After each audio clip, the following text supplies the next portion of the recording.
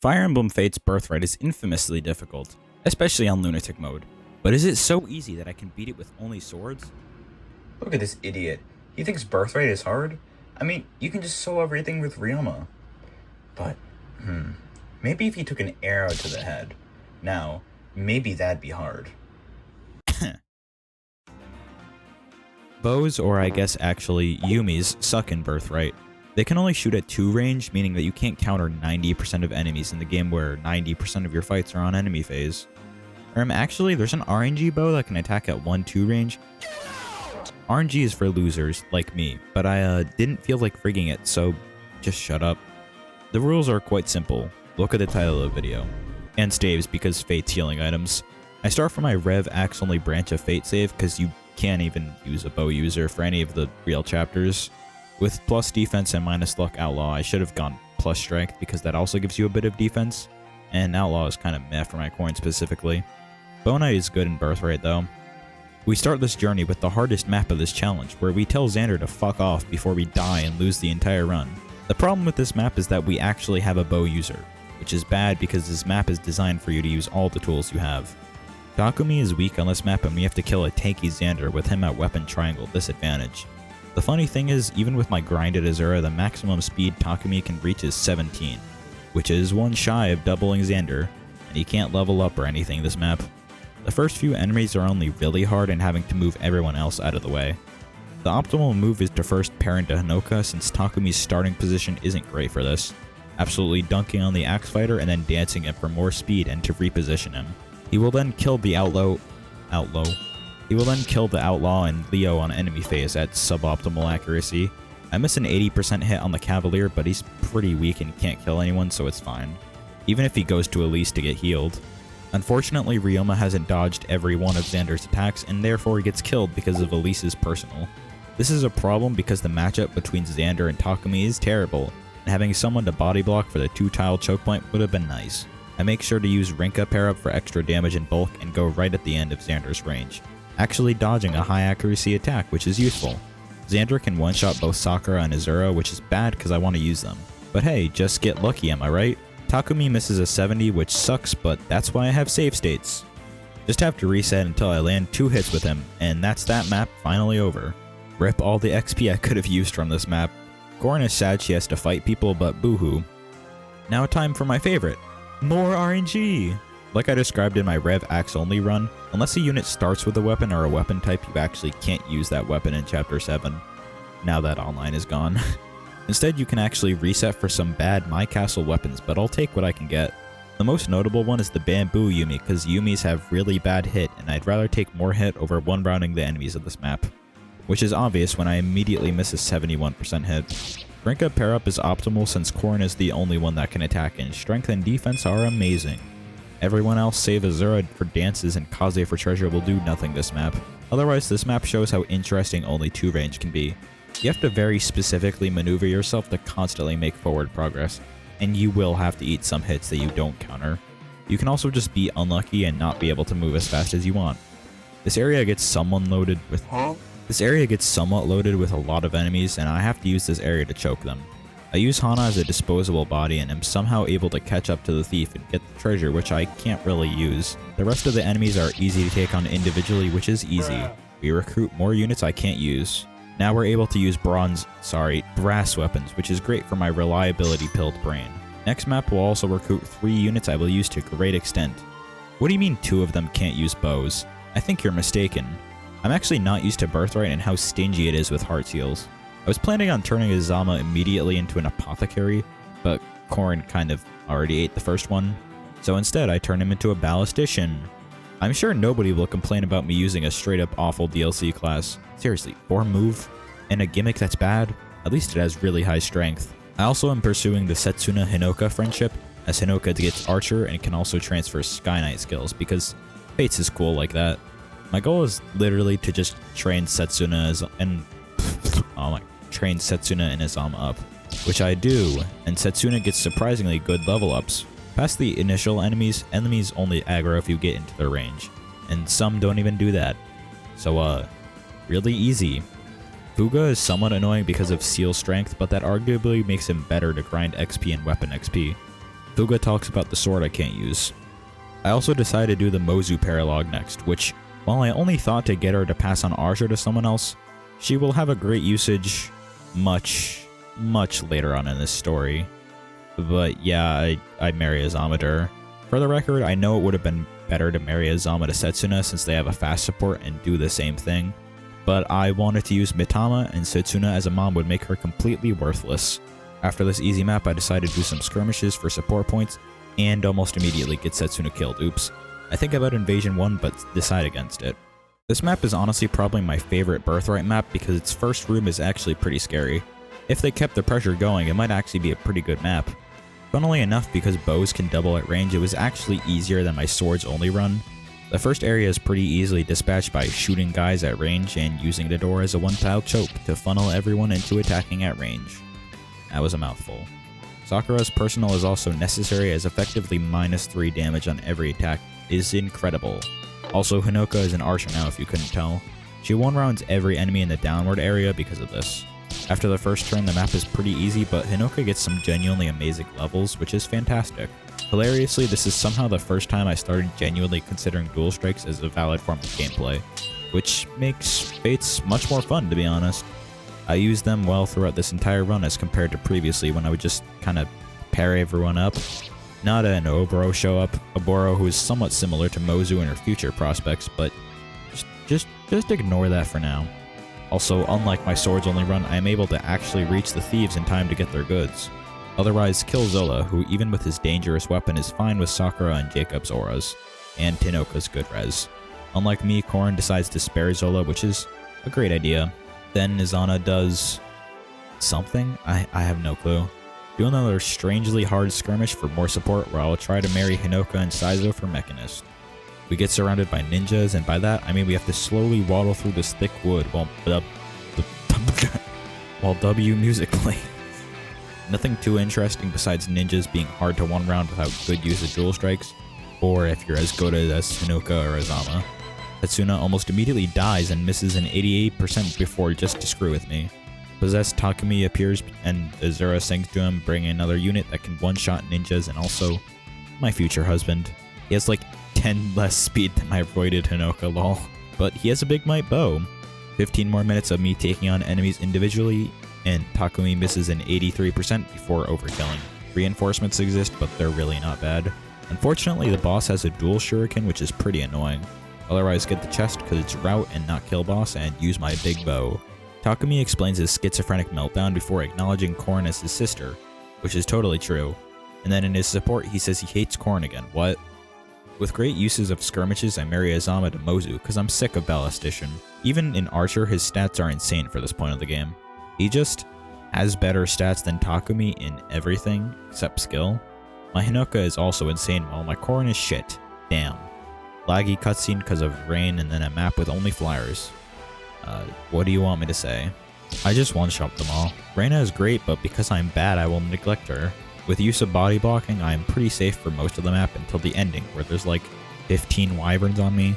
I have to take a risky attack on the Malignite because Hinoka is 1 point off of one-shotting, which puts Sakura and Azura in a dangerous place.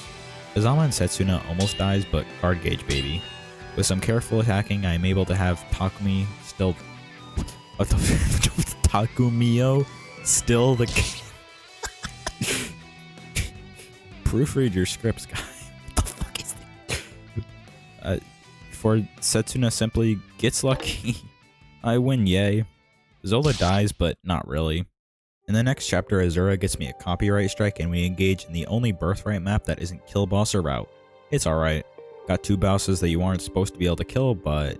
With a dance, Korin can immediately get into position for a big enemy phase because of all the 2 range attackers, which is important because the map floods you with enemies initially. We also get a taste of the most annoying enemy type in this game, Great Knights, because I have no effective weaponry and they have high defense, movement, and weapon triangle control. After killing some enemies, Xander moves up enough to attack, which is my trap. Unlike in Chapter 6, it's very reasonable for Takumi to kill, and with damage stacks from his personal, Korin's personal, quick draw, his high might bow, and good guard gauge usage, he can 2-round him easily. Or he can get a 4% crit to ruin my entire plan that I thought of before even starting this run, bruh. The rest of the enemies are just unpromoted Birthright enemies, incredibly free kills.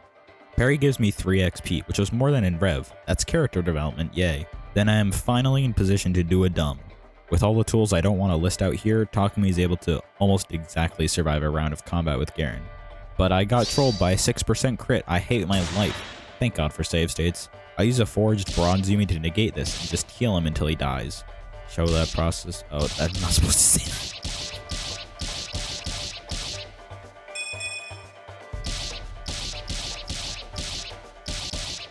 Camilla, who is a flyer, decides to approach my bow-locked army, which is obviously a mistake if she didn't have Bowbreaker. Oh. This is a very apparent case of enemy spam, but they barely move, so it doesn't really matter. I'll have to engage enemies on one range, but stacking defense makes it not matter that much. I just take enemies out when I can, which isn't too hard. Even attempt to get some XP on Sakura, who is freshly promoted. Despite her high magic stat and getting a spirit dust, there is no magic bow in Birthright, making me question the entire point of a, magical bow class. She's just filler that can one-shot some flyers, I guess. Because my team really struggles to do that. The only thing I can use from the villages is a yucky, gross Steel Yumi, which I probably couldn't hit enemies with 65 hit. Jesus. I avoid getting crit by Hans, and Takumi has 1 too little speed to double him, bruh. Setsuna kill. Promote Takumi like his epic appearance in Conquest on the same map. Due to bro breaker. Bro, he breaks bros. Due to Bowbreaker and weapon triangle advantage, I basically can't hit Camilla, which is bad. Funnily enough, I attack her so many times that her silver weapon debuff stacks to the point of doing almost no damage to me. Kill her with a 48% and then everyone aggros, but I have enough firepower to kill them. We meet God, who will be put back in heaven because I already abused him yesterday. Then I marry my not blood related little brother, because he is a bow-locked royal and I need to marry him for this challenge. This lets Corrin reclass to Archer and Kinshi Knight to hopefully fix her bad stats. Also reclass Scarlet to a Bow Knight because it's absolutely hilarious and her stats are really good. In this map, I tonic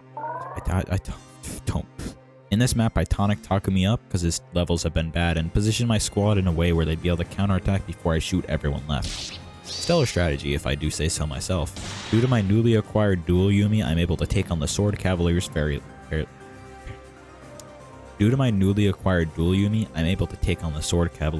easily.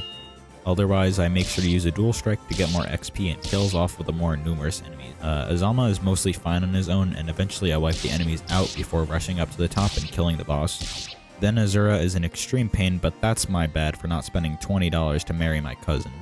Strangely, Kaze shows up in this cutscene, which I'm sure is not because of anything relating to his life expectancy from not A-ranking him with Corrin. Corrin attempts to negotiate with furries before having to kill them.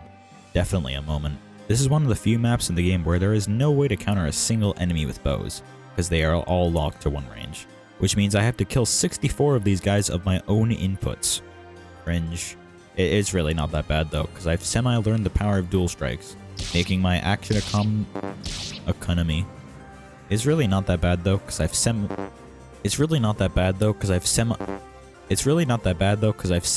the power of dual strikes, making my action economy much better. Most of them are weak and can be one-rounded by all my combat units save Sakura, even if I miss a 92% hit, which is 97.9% in true hit by the way. Their attack power is somewhat lacking, so even though I'm not killing anybody, using units as body bags won't kill them easily. I use the traditional method of clumping units up. Oh yeah, Scarlet gets crit by a single-digit number. For a few stunned moments, I think I got hit by a 1% crit, but I fail to consider that the Wolf Segner has Gamble, and luck only gives half a point of crit dodge and fates, meaning it was an 18% chance, which is more than reasonable to get hit. At least she didn't die. In the following cutscene, Kaze shells out all his regrets before dying because I didn't A-support him, leading to a loss of a bow-locked child that I thought would be too much work to get, especially with her pretty garbage stats, unfortunately. Azama and Tsubaki reach an A-support, meaning that Azama can get access to Sky Knight skills and reclass with a less contested friendship seal to Kinshi Knight. Realistically, his stats are so insane he really doesn't need 5 extra speed, but hey, get what you can get, I guess. We see Flora, who will definitely be alive by the end of next chapter, and an imposter. This map I made way more complicated by trying to rush Scarlet by herself to get the thief, and she takes a crazy high amount of damage from mages. Because I'm stubborn as fuck, I just brew Corset with tonics and Corrin's supportive buff. It works. When I get to Iago, I realize I have 0 hit on him, because Bowbreaker, Weapon Triangle advantage, and Yumis are garbage. That end with Vengeance, he's kinda scary. I realize I'm an absolute moron because the Surefire Yumi exists for this very purpose. So Azama gets him even through 50 less hit from Bowbreaker. Jacob decides to marry Setsuna for the funniest reason and will never be deployed again. Thora betrays us and I kinda don't want to play a map with her as the boss, so I want to devise a plan to kill only her without triggering reinforcements. But the devs clearly thought this through because the reinforcements spawn by zone immediately when you enter. So you can't pass this area here unless you kill Flora on the same turn. Which makes me mad and quit the game for a week because I can't handle the game not playing exactly as it should in my mind. For real though, I use the path bonus boots and Korn has exactly enough move with a movement pair up and move +1 and Kinchi to make it, letting Takumi shit on her. Funnily enough, the Bow Knight animation was clearly not made in mind with the Fujin Yumi since I guess it doesn't really have arrows. Flora kills herself, which plays the very sad music. I then walk up to Leo and shit on him with Takumi. I have no idea what they were thinking with this map. I decided to do 2 paralogs to recruit good children that can use bows. First is Mitama, whose canon hair color is pink, but there isn't a way to get that without Korin marriage, which makes me mad, but Moser makes her good. This map is one of the best sources of XP in Birthright, with the only caveat being that you have to play Birthright. The Master Ninjas have a lot of speed, but that's what dual striking is for, baby.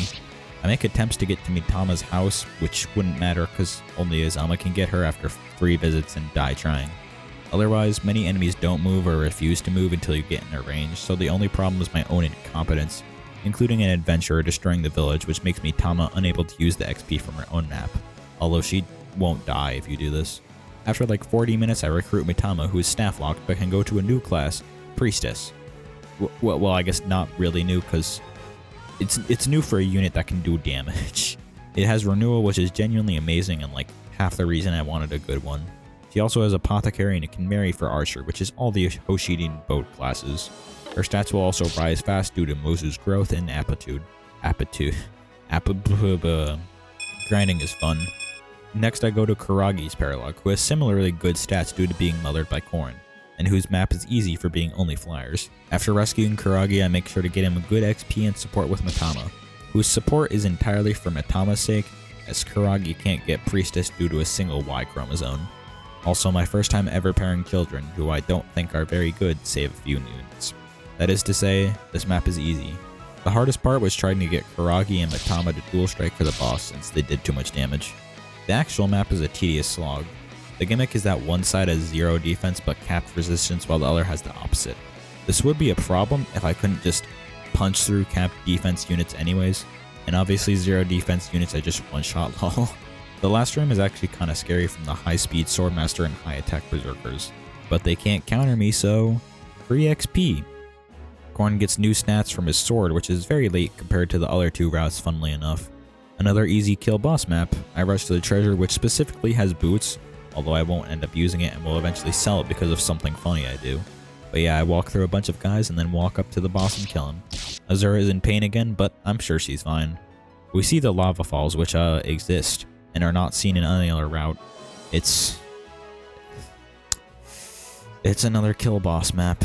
They try to stop you from easily skipping it with some bow units here, but like, come on, man.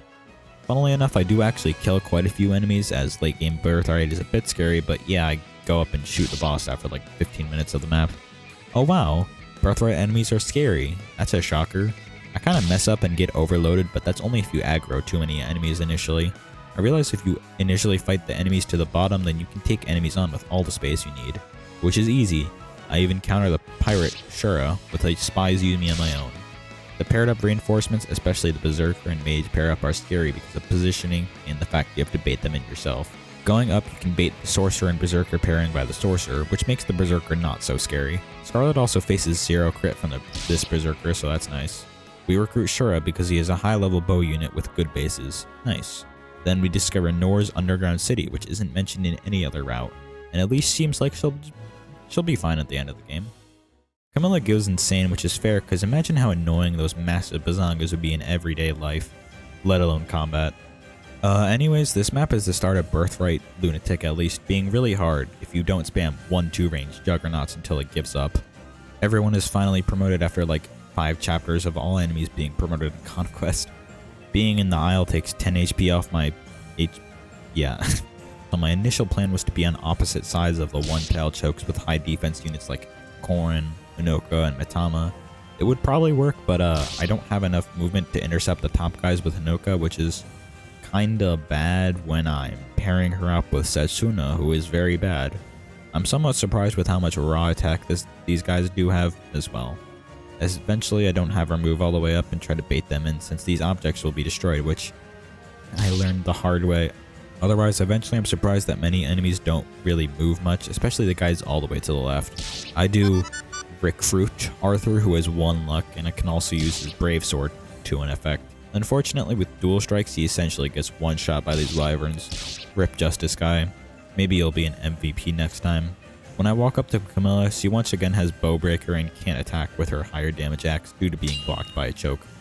And Hinoka just says fuck you to RNG, I guess. What the actual hell?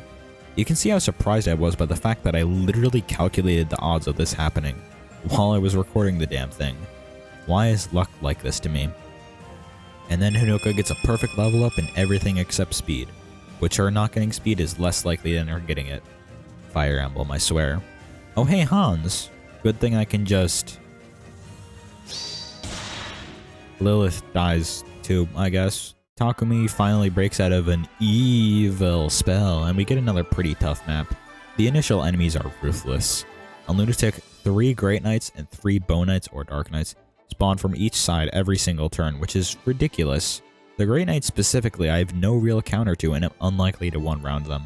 With their mixed weapons, they are also very powerful and accurate. The initial generals are pretty easily taken out, and then I try to position as many units as possible to enemy phase the Bow Knights and Dark Knights, while preferably not dying to the Great Knights. The Bow Knights are easy to one-round, but the Dark Knights are actually very tanky as well, where even a unit like Takumi can't one-round them without a crit. Turn 2 is just a giant fucking mess with how dangerous anything I do is. I decide I am not prepared enough for this and reclass Corrin and also grab a bunch of tonics. Along with better weapon usage and unluck and luck, I am able to take down every enemy I can in an enemy phase, which is a necessity. I really went through that entire sentence, pronounced it like almost perfectly, and then mess up on necessity. What? English is my first language, please believe me. I make every effort possible to kill every enemy I can, including good usage of spies in me, but it's not enough and Mitama dies. After some luck, but not enough. So I load a save state and heal her with Sakura, also giving her Sakura's aura, meaning with the lucky dodges she just barely lives. Then it's a matter of killing the enemies as they show up, which isn't nearly as difficult, if a bit tedious because of how long it lasts. There is no real time pressure on this map, besides weak reinforcements that don't even try to go to the treasure, meaning I can just bait the enemies out individually. Getting the Pursuer, which none of my units can use, is alright, even if it's really bad. It took a while, but wasn't really hard. Especially the entrap users, who mostly just mean I wipe out everyone without getting in their range, and then just barely get into the range, surviving the enemies around them. I make sure to attack Iago with Takumi, which is a nice conversation, and exactly one-shot him with Corrin's help. Then Leo killsteals to get 0 XP because he's a green unit. Now we fight Xander, who is now suicidal after accidentally misplacing his sword in Elise. Oops. And because of this immediate depression, he decides to revert to his level 4 stats in strength, speed, luck, and defense. But he's able to have gained 22 points in HP, 9 points in skill, and 6 points in res. Jesus Christ. He just can't hit Corrin, but I have a funny thing anyways. Hehe. Xander then dies because we shot him, and it is dictated that exactly 2 royals die in the opposite route, for tragedy's sake. Oh hey, this is the penultimate map. So, why is there still 7 hours of footage left? You see these epic units, Oboro and Mozu, 2 Lancelot units that haven't leveled up a single time. What if they, got trained in their Heartseal classes? Hehe, I'm so quirky. Even me in the past thought this was a stupid thing to make this video slightly longer, making a +4 forged bronze Yumi, which I don't think I've ever forged a weapon that high before. Mostly because that alone costs 4,000 gold for the least expensive weapon type. I first trained up Oboro in Invasion 2, where I actually finally learned how invasions work, notably the fact that deployment spots can spawn on enemies. I try a strategy of blocking chokes before giving up and just having 3 high defense or renewal units blocking Oboro. Oh, I got Yukimura at some point. I only got him for instant replicate and +5 hit to everyone, which would be one of the best personal skills in the game, if it wasn't locked to Birthright. This gets Oboro to promotion and level 5, and I also trained Mozu a bit. Yes, it was very long. Oboro's stats are already pretty good, to be honest. Next I do Dwyer's map, which is easy to get XP on if you're able to move through enemies fast. It's really easy, so I think I can just skip a while, and 30 minutes in, all I have to do is not get crit by a 1% crit, and you've got to be fucked. For the record, if anyone ever says, actually, you use save states, that's cheating, I'm just gonna link this. At the end of the map, Oboro has really good stats, and after some skirmishes can reclass to sniper, and can get Bowfair in the next paralog. Never played this map, so I don't really get how it works, and almost immediately lose because Asugi escaped. But if you block the 3 tiles here, he can't leave and won't try to go anywhere else, meaning free XP. My main intent was to use Kana's paralog after, but this map gives so much XP, basically everyone that can get Bowfair has it, and other great skills like Replicate. Mozu capture base level, but I decided to not promote her, because it's funnier that way. Now I finally stopped leaving Garen hanging. I thought this map would be much more scarier than it really is. I have high level children like Asugi and Dwyer as filler, but I don't really need them. Immediately fudge some things up, but eventually just rely on Korn getting initial enemy phase kills and then swoop in with anyone else. And am now safe unless I deliberately get into enemies' range. I slowly waddle up to Garen's cringe formation of stationary enemies that I take out with the Spy Zumi, and then have a rematch with a much stronger Takumi and kill him with the useless Pursuer. In the following cutscene, Korin T-poses and then dies. Okay. Korin oversleeps but wakes up in time to watch the epic showdown. I decide I don't want to actually play this map, but want to have some fun, and decide on letting Mozu get the final boss kill, while still one-turning it. Mozu is unpromoted and can just barely deal damage. After some thinking and testing, I realize I have to hit a hexing rod to do enough damage. So, just watch.